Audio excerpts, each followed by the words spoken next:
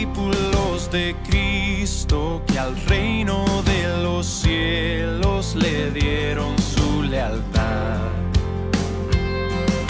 Siervos que ante Él se postran. Vamos a orar al Señor y vamos a darle gracias por su palabra. Padre, te damos gracias, Señor, en esta mañana.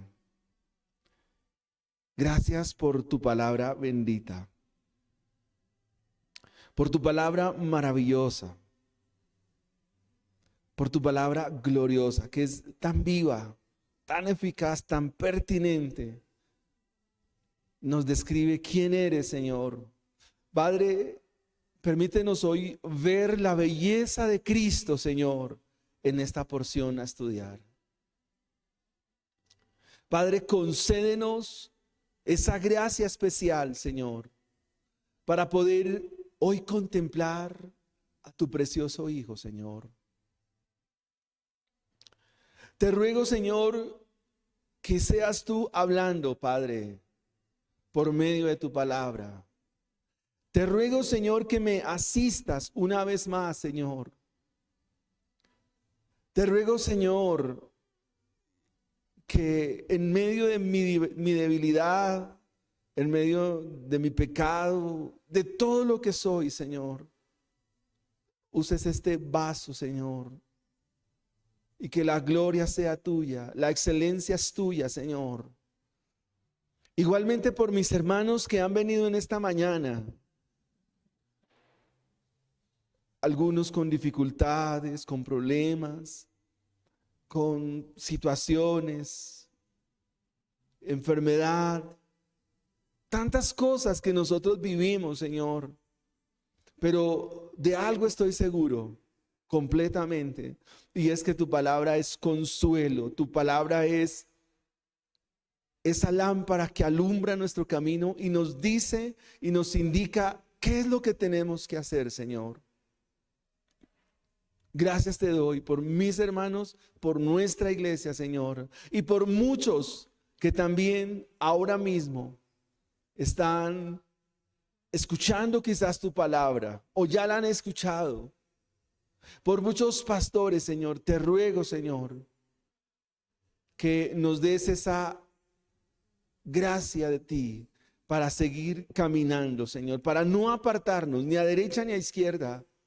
Permítenos seguir escuchando tu voz. Permítenos meditar, Señor. Y el jueves, Señor, o durante esta semana, permítenos volver, Señor, a tu palabra. Es lo que ella nos indica. Porque no solo de pan vive el hombre, sino de toda palabra que sale de tu boca, mi Señor. Muchas gracias, Señor, por tu palabra. Que sea de provecho y de edificación para todos nosotros. Y que sea también para tu gloria, mi Dios y mi Señor. Mis hermanos, les invito que abramos la palabra del Señor en el libro de Apocalipsis. En el capítulo 6. Ya hemos avanzado algo de la parte inicial del libro de Apocalipsis, capítulo 6. Y hoy vamos a estar considerando los versículos 9 al versículo 11. Leo en favor de mis hermanos así la palabra del Señor. Cuando abrió el quinto sello, vi bajo el altar las almas de los que habían sido muertos por causa de la palabra de Dios y por el testimonio que tenían. Y clamaban a gran voz diciendo: ¿hasta cuándo, Señor, santo y verdadero, no juzgas y vengas nuestra sangre en los que moran en la tierra? Y se les dieron vestiduras blancas. Y se les dijo que descansasen todavía un poco de tiempo hasta que se completara el número de sus consiervos y sus hermanos que también habían de ser muertos como ellos. Amén.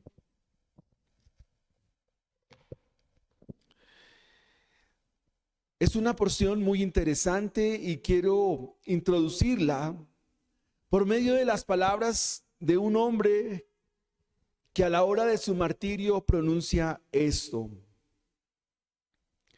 estoy empezando a ser discípulo. El fuego y la cruz, la muchedumbre de fieras, huesos quebrados, dolor y sangre, todo esto he de aceptarlo con tal que yo alcance a Jesucristo. Estas son las palabras de un discípulo del apóstol Juan al final del primer siglo de la era cristiana. Este hombre se convierte en el primer mártir en ser asesinado por su fe en el Coliseo romano. Muchos cristianos que lo vieron ir al martirio clamaron y clamaron por su vida. Sin embargo, este hombre sabía que iba a morir. Estaba dispuesto a entregar su vida por la causa de Cristo y por el Evangelio. Sin embargo, él observó que algunos cristianos querían impedirlo, pero él le rogó una y otra vez que lo dejaran morir. Este hombre se llama Ignacio de Antioquía. Ahora, esa sangre, junto con la de muchos mártires a lo largo de la historia de la iglesia, claman una y otra vez por la vindicación de sus sacrificios. En el texto que hemos leído, mis hermanos, corresponde al quinto sello que se desata por parte del Cordero. Y observamos cómo la sangre de muchos mártires están clamando por justicia y piden a Dios la vindicación de esos sacrificios. Es importante señalar aquí lo que Juan menciona. A la sangre de los mártires se le llama almas. Y de nuestro texto vamos a extraer tres cosas importantes. La primera, ¿dónde están? La segunda, ¿cuál es su clamor? Y la tercera, ¿cuál es la respuesta? El título de nuestro sermón es Respuesta a las almas que claman justicia. Respuesta a las almas que claman justicia. Veamos en primera instancia dónde están. Versículo 9. Cuando abrió el quinto sello, vi bajo el altar las almas de los que habían sido muertos.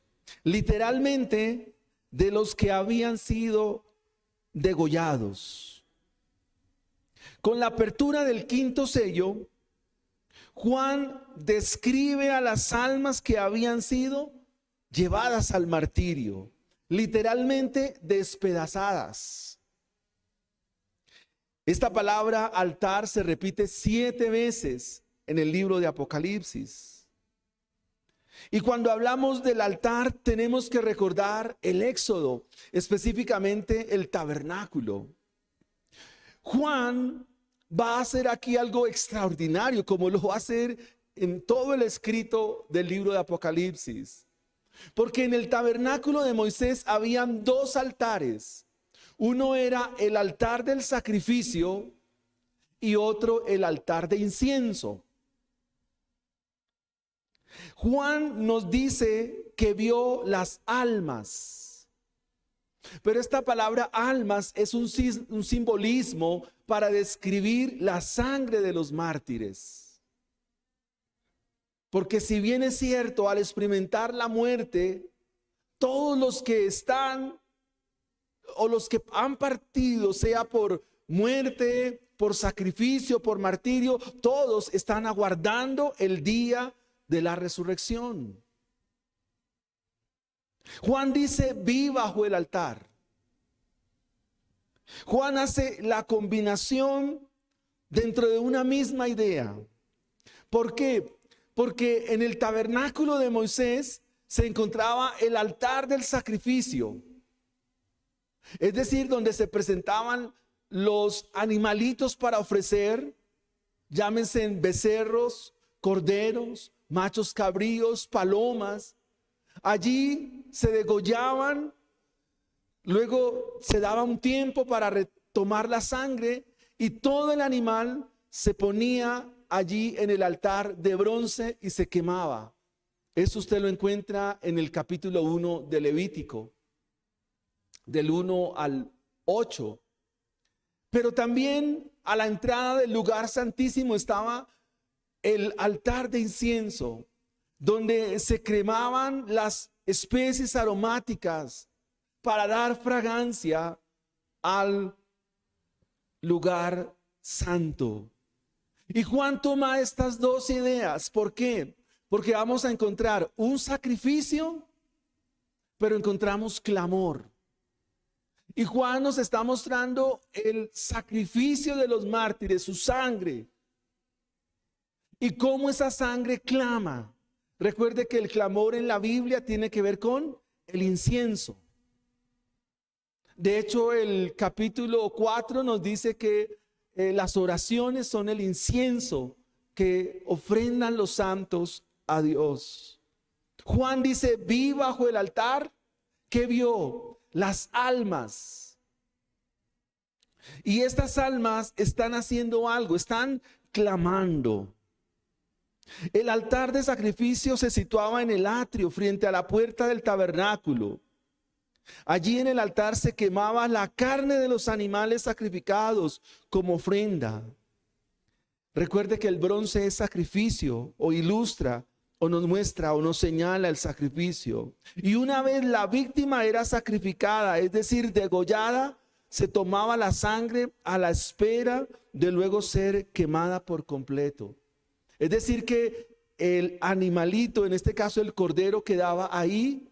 Estaban recogiendo su sangre bajo el altar y luego sí lo subían y lo quemaban.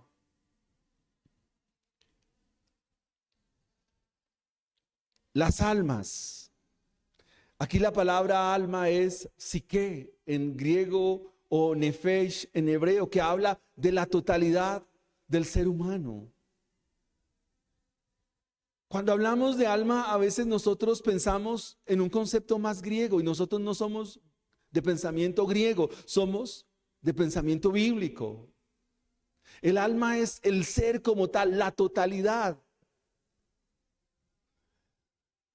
Y la manera simbólica como Juan describe la muerte de los fieles o los seguidores de Cristo es que están aguardando la resurrección, aguardando aquel día glorioso.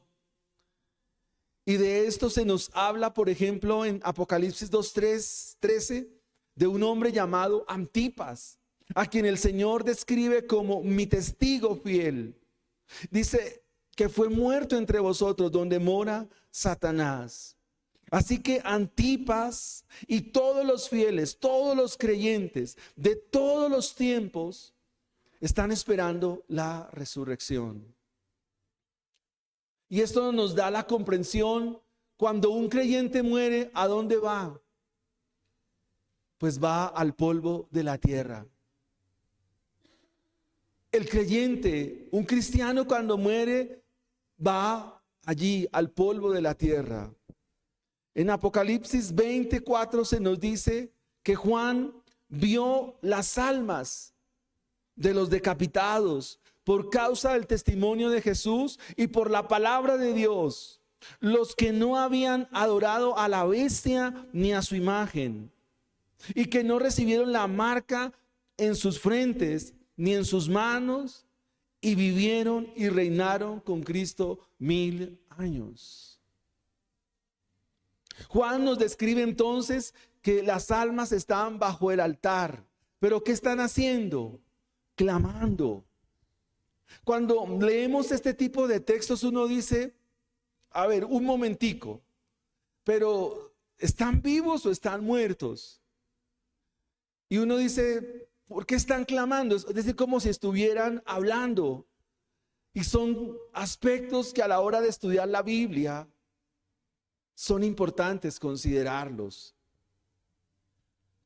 Por eso Juan nos da la causa de por qué fueron degollados. Juan nos describe la razón por la cual fueron llevados al martirio.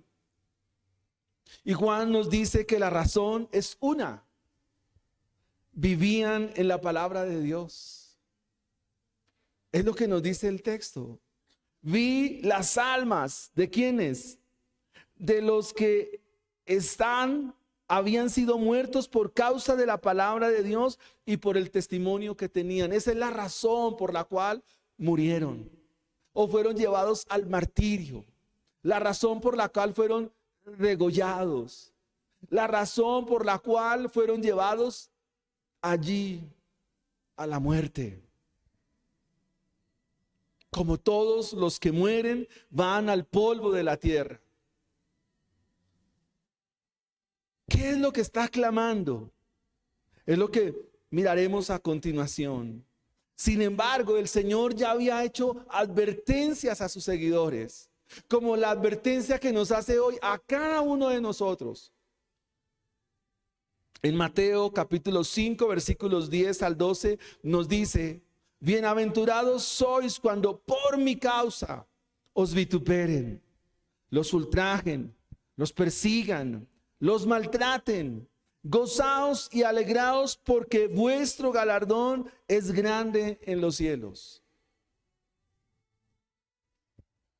Amado hermano y querida iglesia, este es uno de los temas del libro de Apocalipsis, en que los creyentes que obedecen a Dios, que viven para Él y testifican de Él en cuanto a sus palabras y sus obras, van a ser perseguidos. El punto principal del libro acá es ser obediente. ¿Hasta cuándo? Hasta la muerte. Y el hacerlo nos concede la victoria. ¿Sobre quién? Sobre los poderes de este mundo, sobre este mundo hostil, sobre el mundo cruel en que vivimos, sobre un mundo que se descompone día a día. Aquí la palabra griega para mártir es testigo, pero es un testigo que ha encarnado la verdad de Dios, que vive en la palabra de Dios, que vive en los caminos de Dios.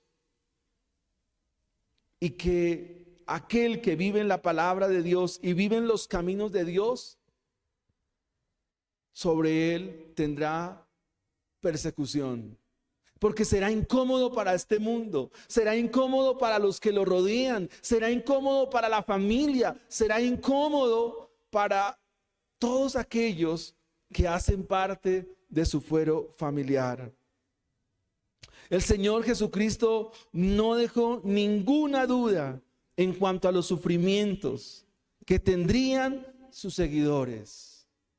El Señor Jesucristo no dejó ninguna duda al respecto de todos aquellos que confían en Él y viven para Él en medio de un mundo pagano. En su sermón de Mateo 24, en el versículo 9, le dijo a sus seguidores esas mismas palabras que hoy nos las dice Él. Los van a entregar a tribulación, los van a matar, los van a aborrecer por causa mía, por causa de mi nombre. Y estas cosas, a la verdad, no las quisiéramos escuchar. Porque ¿quién quiere escuchar que va a sufrir? Cuando el mundo promete, la sociedad promete que no hay que sufrir.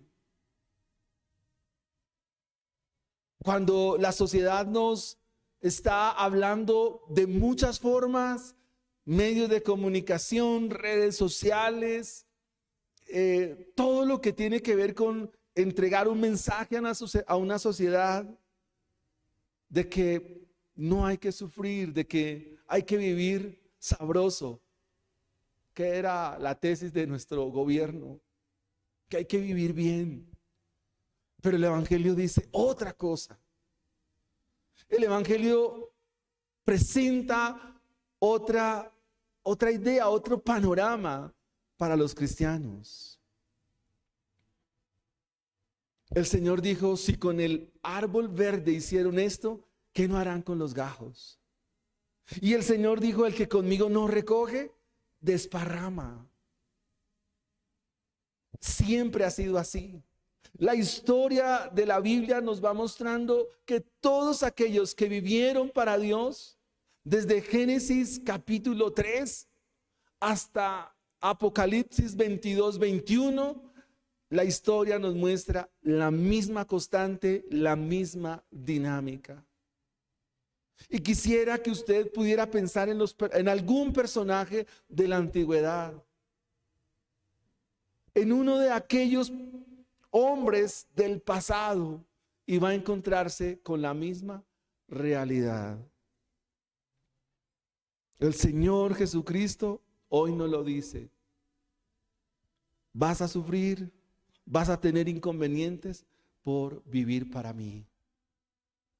Es más, Él dijo, el que me niegue en este tiempo, yo le negaré en aquel día, delante de mi Padre y de los santos ángeles de Dios. Y pudiéramos decir, pero Dios mío, ¿qué hacemos? Haz lo que hizo Daniel. La historia de Daniel es una historia que hace conexión con el libro de Apocalipsis. Es más, todos los gobernantes y sátrapas en Babilonia, ¿qué le propusieron al rey? Que todo aquel que se encontrara adorando a un Dios diferente o a un Dios distinto a los dioses babilonios, tenía que ser echado al foso de los leones. Correría con la muerte. Fíjense que nada ha cambiado. Quizás no hay leones en nuestros días, pero hay otras formas en que consumen y son devorados. Hay otras formas de sistemas en que devoran a los creyentes. Y son devorados y son llevados y finalmente terminan como no quisiéramos. ¿Dónde los ve Juan? ¿Dónde ve las almas? Debajo del altar o bajo el altar. Allí los está viendo Juan. Allí ve las almas. Pero recuerde que la palabra alma es un simbolismo. No es una persona como tal. No es una persona que está ahí, que la está viendo en cuerpo. No, es una forma simbólica. Y eso nos lleva a nuestro segundo punto, nuestro segundo aspecto. ¿Cuál es su clamor? Entonces ve las almas. Ahora vamos a mirar su clamor. Se nos dice en el versículo 10 que estas almas clamaban a gran voz. Aquí gran voz significa gritos. Están gritando. Aquí es un grito, un gran grito. Y dentro de eso que están clamando, en esos gritos hay una pregunta.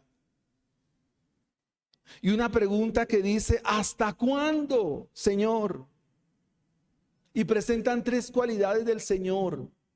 Santo, verdadero, no juzgas y vengas nuestra sangre de los que moran en la tierra. Lo que se clama aquí es la sangre la que está clamando. Y eso no es nuevo, eso lo encontramos en Génesis. La Biblia explica la Biblia, amados hermanos. Génesis capítulo 4, cuando el Señor llama a Caín, le dice estas palabras: la sangre de tu hermano clama a mí desde la tierra. Esto le dice el Señor a Caín. La sangre de tu hermano, la sangre que se derramó por causa del homicidio que tú has hecho, me está gritando a mí desde la tierra. En Hebreos capítulo 12, versículo 24 se nos habla de la sangre del Señor Jesucristo, que habla mejor que la de Abel. La sangre indica aquí vida. La sangre es el alma misma. La sangre aquí es la persona misma. Por eso la Biblia hace mucha prohibición acerca de tomar sangre. Porque el tomar sangre es tomar vida.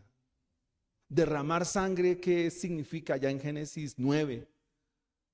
Dice, el que derramare sangre inocente también se le demandará. O sea, está diciendo, quien le quite la vida a una persona, esa vida le será demandada. Así que estas almas están gritando a gritos delante del Señor. O sea, la sangre de estos mártires están ¿qué? Gritando, están clamando delante de Dios. Este clamor aparece muchas veces en las Escrituras. Por ejemplo, en el Salmo 79, versículo 10, para mirar una referencia, encontramos esto que nos menciona la Biblia. Salmo 79, versículo 10, dice así: porque dirán las gentes, ¿dónde está su Dios? Sea notoria en las gentes, delante de nuestros ojos, la venganza de la sangre de tus siervos que fue derramada. Para darnos la idea de cuando un mártir era muerto, su sangre que anunciaba. Y piensen en la idea de Ignacio de Antioquía, un hombre que fue desgarrado por las fieras, un hombre que fue entregado al martirio en el Coliseo romano. Piensen en la sangre que está allí corriendo sobre la arena del Coliseo romano. Esa sangre, verla correr, es el clamor de esa sangre ante Dios, y la de muchos mártires que fueron les fueron quitada la vida por espada. Esa sangre que se derrama es clamor delante del Señor. Es clamor por justicia, no retribución, no que les devuelvan, sino que se les haga justicia. Así como la sangre de Abel clamó justicia, también la sangre de estos mártires claman justicia. Apocalipsis 19:2 dice, porque sus juicios son verdaderos y justos, pues has juzgado a la gran ramera, la que ha corrompido a la tierra con su fornicación y ha vengado la sangre de sus siervos de la mano de ella. O sea, el Señor un día vindicará la sangre de los mártires. Llegará un momento que la afrenta de todos aquellos que nos hostigan, que nos punzan, que nos señalan por el evangelio, un día el Señor tomará cuenta de ello. Ahora, la pregunta que se hace en los gritos de estas almas que claman es una pregunta. ¿Y cuál es esa pregunta, mis amados hermanos? ¿Hasta cuándo? Es una pregunta que está dada en términos de tiempo. O sea, ¿hasta cuándo? Una pregunta que nos hemos hecho muchas veces y que ahora estas almas le presentan a Dios, le formulan a Dios. ¿Hasta cuándo? Es una forma de preguntar cuánto tiempo va a pasar o cuánto tiempo vamos a esperar. ¿Cuánto tiempo falta para ver la venganza de la sangre de los que hemos sido llevados al martirio? ¿Cuándo vas a aplicar justicia? ¿Es legítimo preguntar esto? Claro que sí. pero la respuesta no está en ellos. La respuesta está en Dios. Hay claridad en la pregunta, en el sentido de qué es lo que se está formulando. Señor santo y verdadero. Se está preguntando algo con respecto al tiempo. ¿Cuándo será el fin? ¿Cuándo? Esta pregunta la hicieron los discípulos en Mateo 24, versículos del 1 al 3. Preguntan al Señor: ¿cuándo será el fin de las cosas? ¿Qué señal habrá de tu venida? Son preguntas que se pueden hacer a Dios, pero solo de Él es la respuesta. La muerte de los mártires y de todos aquellos que han sido vituperados por el evangelio, un día tendrá respuesta. Un día el Señor dará la venganza, hará el justo pago. En aquel día el Señor dará la retribución a todos aquellos que asesinaron cruelmente a los que vivieron para Cristo Jesús. Ahora, ¿por qué las almas le dicen Señor santo y verdadero? Realmente la palabra Señor aquí es déspotes, que significa amo o dueño. Están diciendo: tú que eres el dueño nuestro, somos tuyos. ¿Hasta cuándo vas a vengar? Y es muy importante lo que se menciona aquí, porque están diciendo: tú que a quien pertenecemos. Y la idea acá es la súplica, el clamor de alguien que va a su dueño, de alguien que va a quien le pertenece, pero también con el entendimiento de que si le pertenecemos a ese dueño o a ese amo, Él sabe por qué nos dice sí o no en ese momento.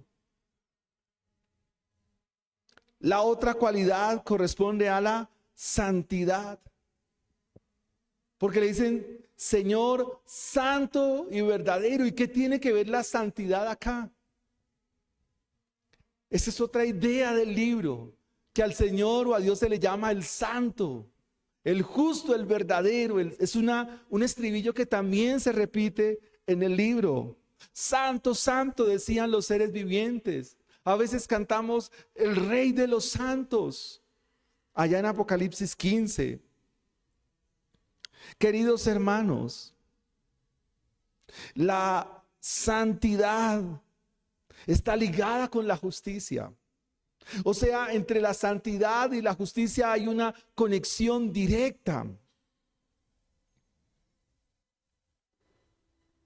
La santidad está en línea con la justicia de Dios y también es coherente con su verdad.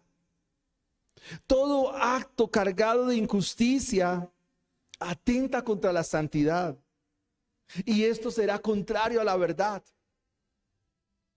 Todo acto pecaminoso está en contra de la santidad, pero a su vez está contra la justicia de Dios y está contrario a su verdad. Pero pensemos en la idea contraria a la injusticia. Pero si practicamos la justicia, esto es conforme a la santidad y está conforme a la verdad.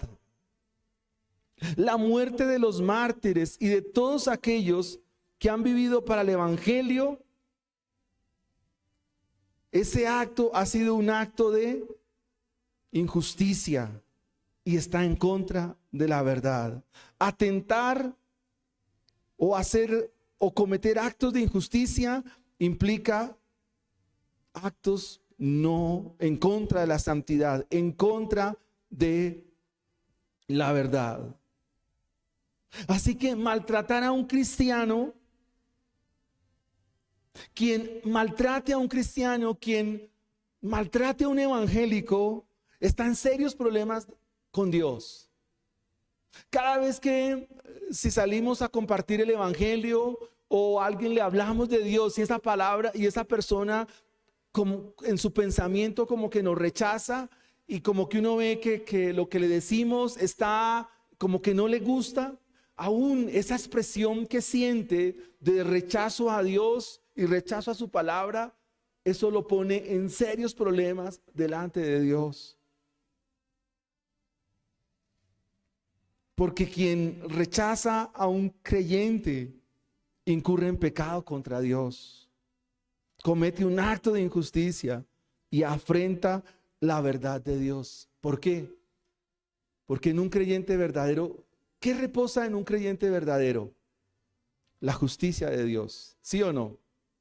Todos los creyentes están vestidos con la justicia de Dios. Es la idea central de la carta a los romanos. Las hermanas que estudiaron Romanos lo saben muy bien. La justificación por medio de la fe significa que un creyente está vestido de la justicia de Dios. Pero en un creyente también, ¿qué hay? La santidad. Y en un creyente está la verdad. Esos tres elementos que se describen acá es lo que produce incomodidad en un sistema hostil. Es lo que produce incomodidad en el mundo que nos rodea, en los familiares que nos rodean.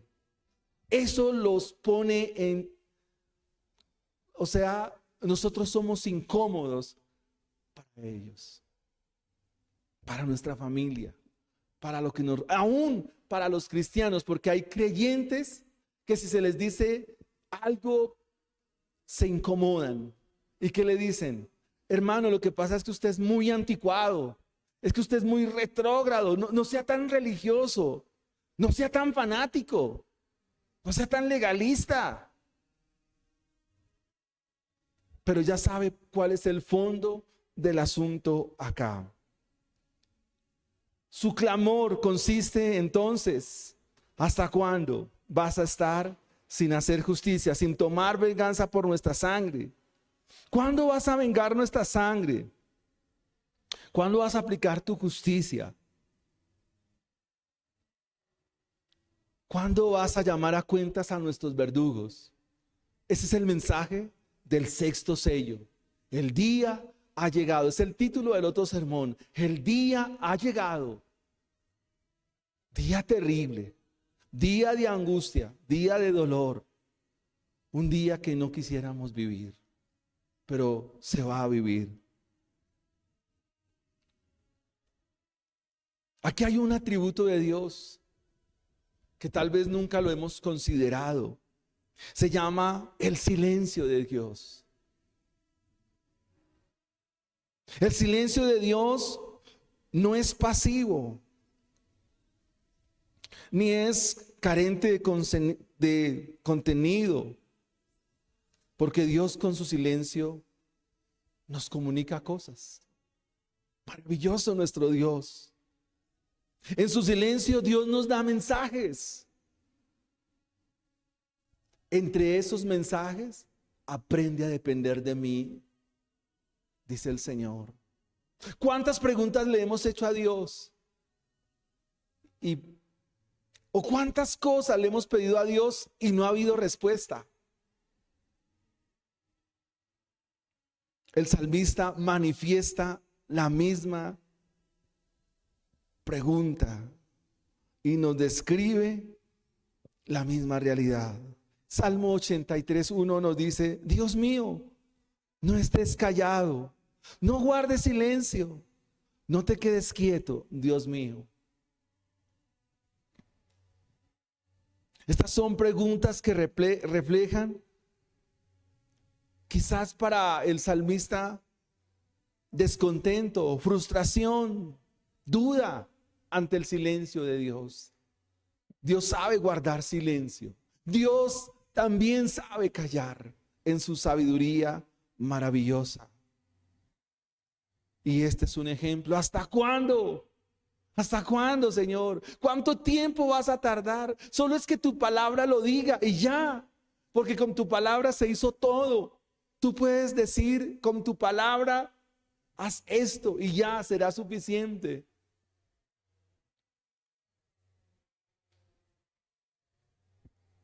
Pastoralmente, puedo decirles que en las consejerías que se nos piden a veces estas preguntas se dan en las conversaciones y charlas que tenemos. ¿Cuánto tiempo se va a demorar Dios? ¿Hasta cuándo tendremos que soportar este mundo? ¿Hasta cuándo, Señor? E incluso hemos pedido, Señor, ¿por qué no vienes ya en este momento, en estos instantes? ¿Por qué no vienes, Señor? Son cosas que preguntamos y no son necias, porque son el anhelo, es la realidad de alguien que espera y confía en Dios. ¿Pasó con los salmistas? Claro que sí. Es más, la historia de la iglesia está cargada de estas realidades. Justo L. González, en su libro La historia del cristianismo, titula una era del siglo I y siglo II, a la cual titula la era de los mártires. Esto para describir el sufrimiento de muchos cristianos, mucha sangre derramada, mucha sangre regada. Sangre que delante de Dios sigue pidiendo vindicación y diciendo: Señor, no calles. Señor, háblanos, dinos qué va a hacer. Pero el Señor sí nos ha indicado qué es lo que va a hacer.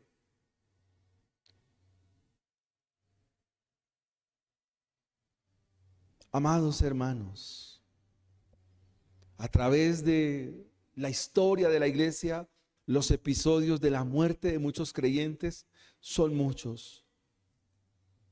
En la Edad Media, la horca, la hoguera.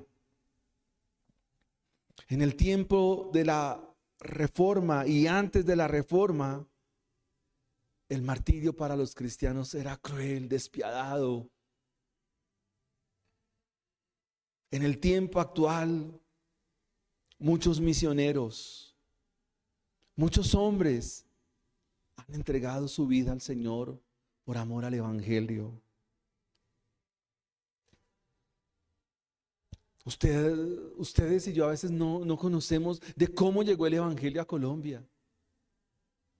En 1846, el reverendo Henry Barrington Pratt llega aquí a Bogotá, un misionero presbiteriano. Él comienza a compartir el Evangelio con las escasas palabras en español que hablaba. Él se comunica a los Estados Unidos, a la iglesia presbiteriana, y dice que la obra en Colombia está avanzando, que solicita la ayuda de otros misioneros. Y llega un misionero. Hacia esa época tocaba descender por el río Magdalena, bajarse en honda y a lomo de mula subir acá a Bogotá. Uno de los misioneros que venía junto con su esposa y sus 2 hijos en honda murieron de paludismo. Traían muchas Biblias. El avance del Evangelio ha sido bañado con la sangre de los mártires y de muchas personas que por esta obra, por el amor a Cristo, han ofrendado sus vidas para que otros conozcan la verdad. Es legítimo clamar y decir: ¿hasta cuándo, Señor, vengas nuestra sangre? Él es el dueño de todas las cosas, pero Él sabe por qué lo hace. Esto nos lleva a nuestra tercera enseñanza. Hemos visto en dónde están las almas, cuál ha sido su clamor y ahora la respuesta. ¿Cuál es la respuesta?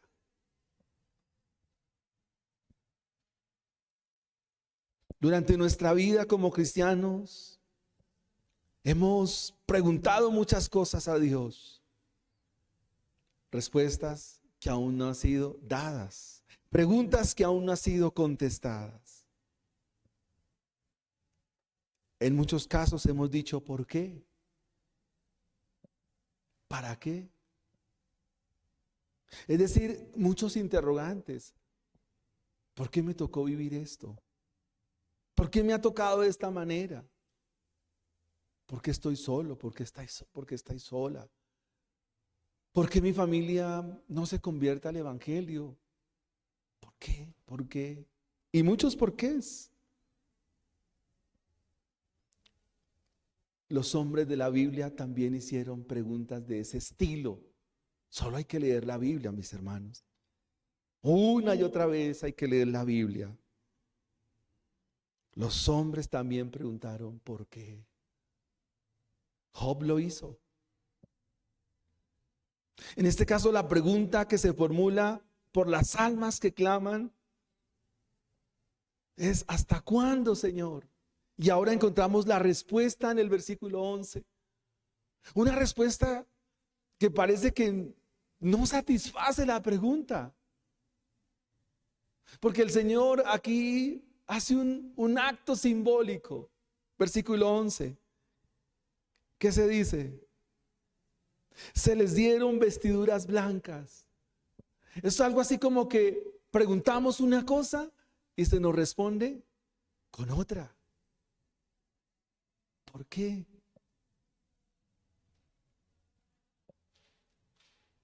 Parte de la respuesta consiste en darles vestiduras blancas. Ahí la palabra es estole, que significa estola o túnicas. Túnicas blancas. ¿Por qué? En este punto el blanco nos va a indicar dos cosas: dignidad y victoria. Recuerden que Juan está viendo la sangre de los mártires que testificaron de Cristo por su fe en Cristo. Y la respuesta es un galardón. Vestirlos de vestiduras blancas es vestirlos de la dignidad que nos da el evangelio. Y como aplicación, hermanos, vale la pena y valdrá la pena siempre, hermanos, vivir para Cristo. Siempre. Valdrá la pena, pase lo que pase, suceda lo que pase, valdrá la pena. Así no tengamos ni una moneda, ni un centavo, así nos estemos muriendo, así no tengamos las riquezas de esta vida. Pero el hecho que se den vestiduras blancas está señalando la verdadera victoria, lo que realmente vale y valdrá aún por la eternidad. Se les dijo que descansasen todavía un poco de tiempo. Aquí no es un descanso literal, sino es hay que esperar. Porque realmente los que están preguntando, como los tesalonicenses, son los hermanos de las iglesias, los creyentes fieles y verdaderos en Éfeso, Pérgamo, Tiatira, Laodicea, Filadelfia, Sardis. A ellos es la respuesta. Como lo es respuesta para nosotros, los que murieron, murieron en Cristo, aguardan la resurrección, pero la respuesta es ¿para quién? Para nosotros. ¿Y cuál es la respuesta? Al igual que para ellos, hay que esperar. Esperen, porque el plan de Dios, los hilos de la historia están en las manos de Dios y Dios lo está llevando a cabo. Esperen un tiempo, tranquilos, sigan confiando en Dios, sigan dependiendo de Dios, sigan esperando en Dios, porque aún hay que completar un número. Hay que esperar que otros vengan al evangelio. Hay que esperar que otros vengan también a Cristo.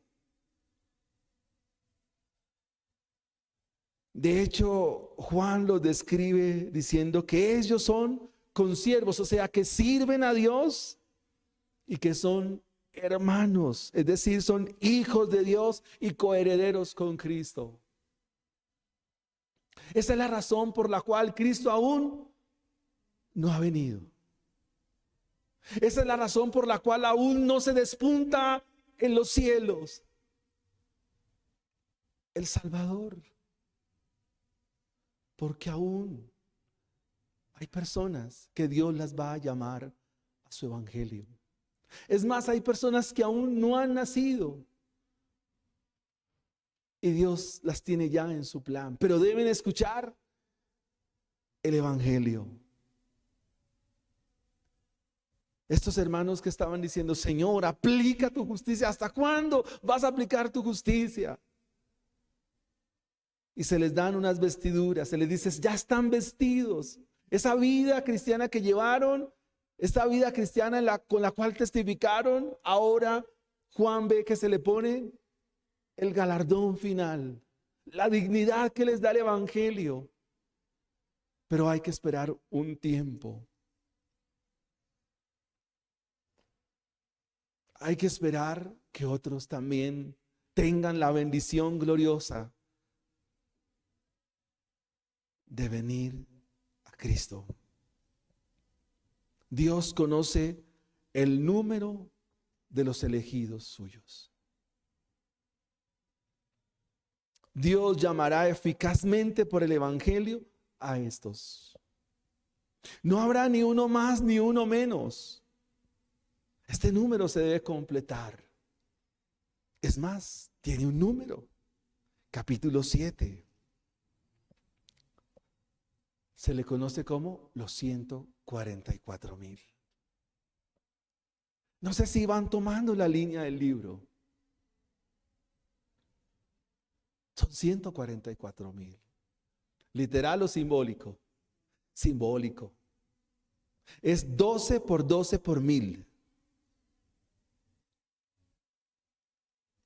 El 1000 en la Biblia o en este libro es un tiempo o una cantidad que Dios la conoce. En algunos casos es incierta, pero para nosotros, pero Dios la conoce. Este número será completado, los creyentes serán completados. Cuando Dios llame el último creyente, cuando se complete el número, entonces la iglesia será reunida delante de Él. Juan los describe como consiervos, o sea, que también sirven a Dios. Y hermanos, por supuesto, son hijos de Dios, coherederos con Cristo, ya lo mencioné.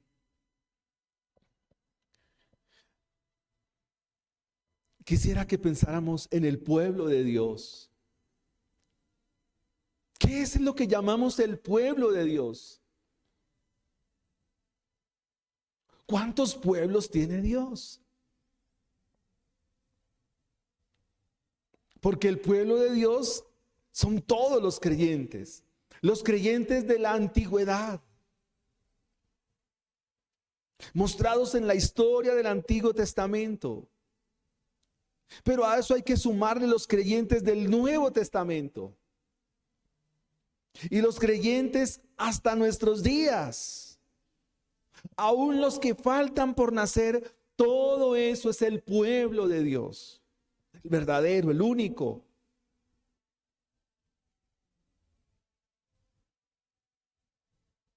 Este compone el número de los escogidos de Dios.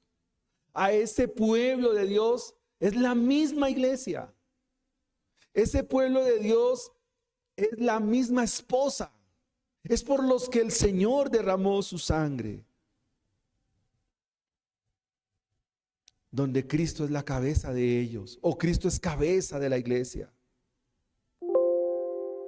Y Cristo en ellos es la plenitud de aquel que lo llena todo en todos. Todo esto lo podemos charlar el jueves. Quisiera que termináramos con algunas aplicaciones, mis hermanos. Hermanos amados, vivir para el evangelio es vivir sin temor, sin zozobra. Y si en algún momento tú eres vituperado, afrentado, humillado por la causa del evangelio, gózate. Porque este dolor y este sufrimiento un día será vindicado por Dios. No habrá mal delante de Dios, porque Él juzgará con justa causa eso que te hacen a ti. Si alguien se burla de ti porque eres cristiano, gózate. Si alguien se ofende porque tú eres cristiano, no te preocupes. Más bien, ¿qué nos dice la Biblia? Oren por vuestros enemigos. Oren por el que te insulta, por el que te maldice, por el que te dice, cristiano tonto, vete de aquí con tu Biblia, no me hables más de eso. Ora por él, que Dios tenga misericordia. Segunda aplicación. Cuando nosotros como creyentes nos desvivimos y nos entregamos por nuestros hermanos, estos son sacrificios para Dios.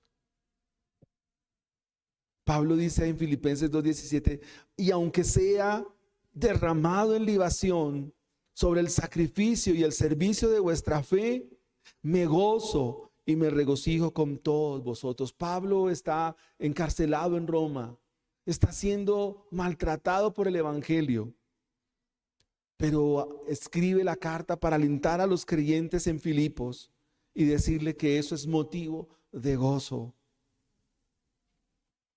Tercera aplicación.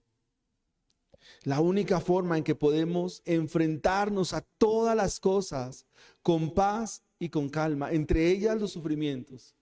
Sé que esto nos lo hemos preguntado muchas veces y es ¿cómo enfrento esta situación? ¿Cómo enfrento este problema? ¿Cómo enfrento esta realidad?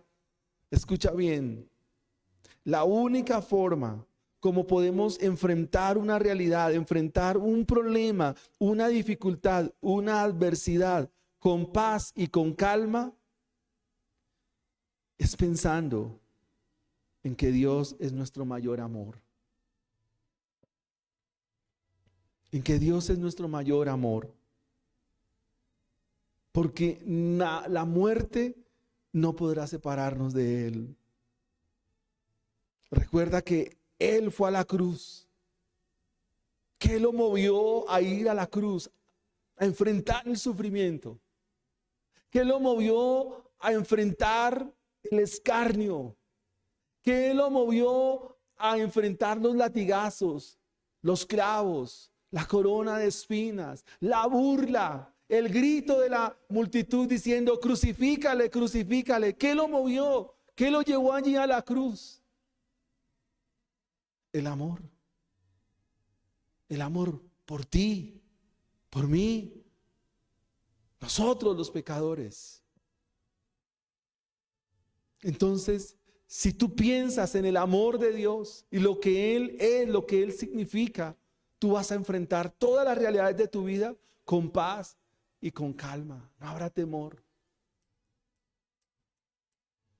Eso nos recuerda la sangre de los mártires que claman justicia. Pero la sangre de nuestro Señor Jesucristo, que grita, perdón, perdón.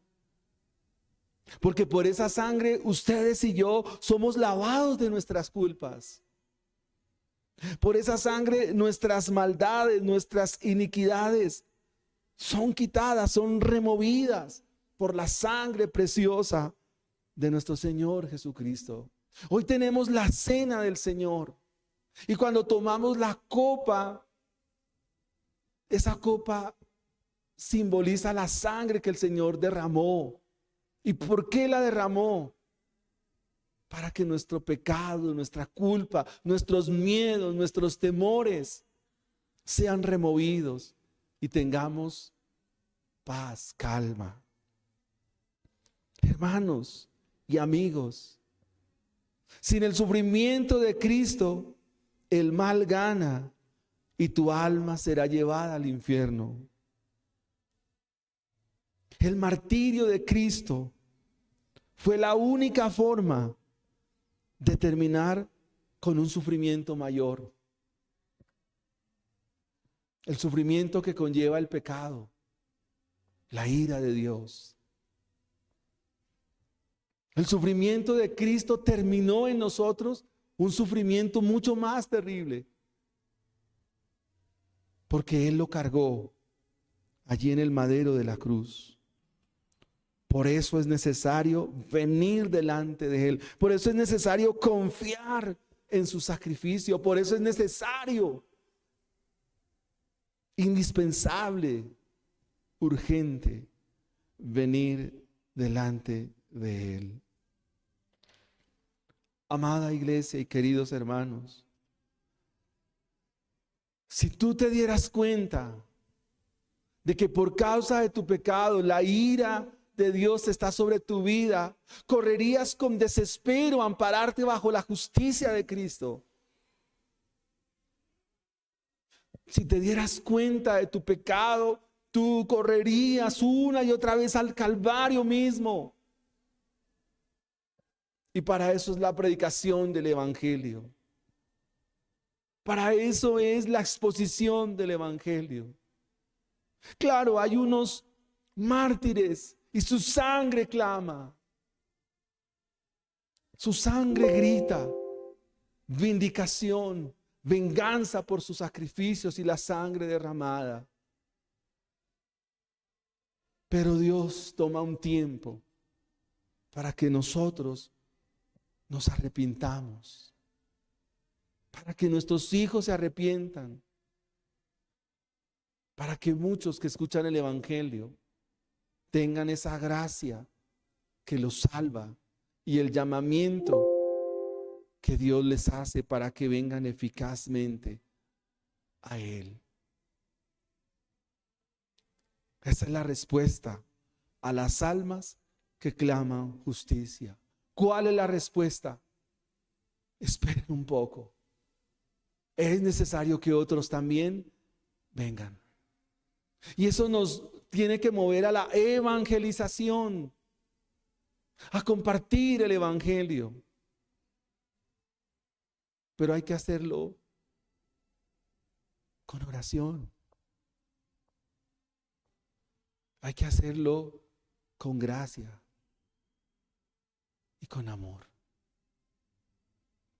Si nos rechazan, no se preocupe. Si nos vituperan, no se angustie. Si nos insultan, tranquilo, no hay problema. Mayor sufrimiento fue el de Cristo. Oremos al Señor y démosle gracias. Amado Dios, en esta mañana queremos darte gracias, Señor. Señor mío y Dios mío, gracias te doy en este día. Gracias, Señor, por tu palabra. El Cordero desató el quinto de los sellos, que nos muestra un tiempo que aún falta, un tiempo para los escogidos de Dios, los que Dios escogió desde antes de la fundación del mundo. ¿Quiénes son? Es lo que yo no sé, Señor. Es lo que no sabemos. No lo sabe nadie, lo sabes tú. Ni siquiera sé si mis hermanos que están en esta mañana son salvos o no, yo no lo sé. Eso no lo sé yo, Señor. Tampoco mis hermanos saben si en realidad soy salvo o no. Porque a la verdad se torna un misterio. Vemos realidades, Señor. Pero hemos conocido hombres que han caminado por muchos años en el Evangelio, 40, 50 años. Pero al final se han apartado y uno pudiera decir, ¿y qué pasó? Pudiéramos decir, ¿y qué sucedió? Pero tu parábola también nos muestra en la parábola de los viñadores que a unos los llamaste en último momento y se salvaron. Les pagaste. Oh Dios, tantas preguntas, Tal vez yo veo mis hijos, pero no sé si son salvos. Eso no lo sé, no lo sabemos como padres.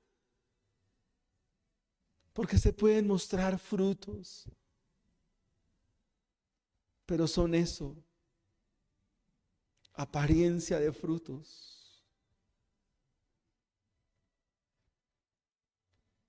Cuando ayer escuchaba a un personaje en el tiempo con los pastores, dentro de mí decía, habla como cristiano. Es más, habla de Dios, habla del Espíritu. Y uno pudiera decir, sí, ese es un cristiano. Pero no lo sé, no lo sabemos. Ayúdanos, Señor. Ayuda a que nuestro entendimiento hoy y tu palabra haya cabida en nuestros corazones. Que tu palabra, Señor, alumbre. Esto no es de muchos. Es necesario que todo esto acontezca. Donde muchos apostatan. Y van a apostatar es porque nunca han conocido, tuvieron apariencia, aparentaron, mostraron, pero no eran. Y terminarán saliendo porque no eran de nosotros. Gracias, Señor, por tu palabra. Solo los hijos tuyos, los verdaderos, la recibirán y siguen caminando, seguirán caminando, seguirán peregrinando, seguirán avanzando.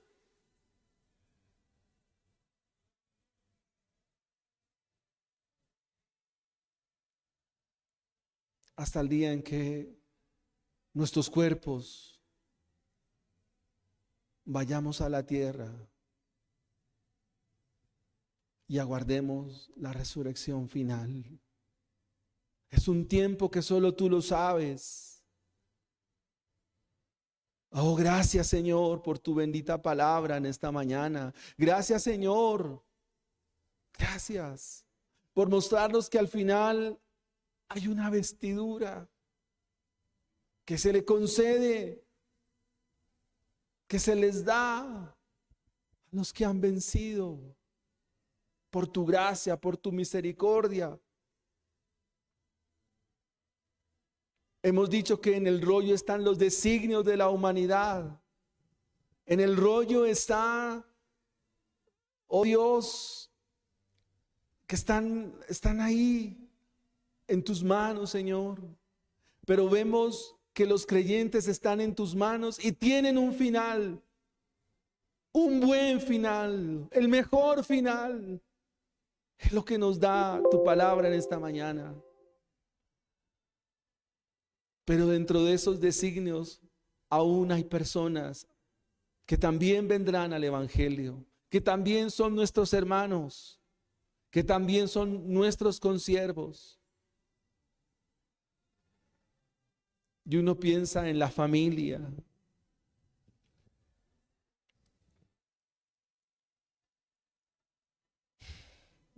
Pensamos en nuestros familiares que no te conocen. Pensamos en nuestros amigos que no te conocen. ¿Qué podemos hacer, Señor? Seguirles predicando, diciéndoles que su corazón es pecaminoso, que su corazón es malo. ¿Por qué nos cuesta decirle a nuestra familia que ellos aborrecen el Evangelio, que aborrecen a Dios? Porque esa es una realidad de la Biblia. A veces les decimos, vengan a Dios, busquen a Dios, pero ¿cómo van a buscar si están muertos en delitos y pecados? Los muertos no buscan. Hay que predicar bien, Señor. Esperamos, Dios mío. Esperamos, Señor, para los días venideros. Si es tu querer, volver a la escuela bíblica, Señor. y volver a la evangelización con nuestra familia. Entrenarnos para hacerlo bien, Señor. ¿De dónde salen los homicidios? ¿De dónde salen los malos pensamientos? ¿De dónde se le produce a una persona que se quiere quitar la vida? Pues de su corazón pecaminoso, pero le echamos la culpa a otras cosas. Qué mal concepto tenemos del evangelio, qué mala información tenemos del evangelio. Si una persona piensa en quitarse la vida, en embriagarse, en tener tiempos de disolución, de desorden, eso viene de su corazón. Ese es su corazón, esa es su realidad.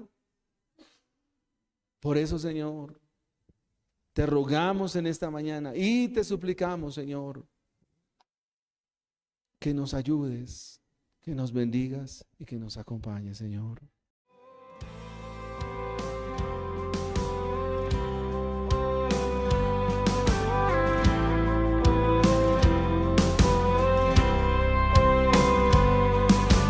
Fieles discípulos de Cristo, que al reino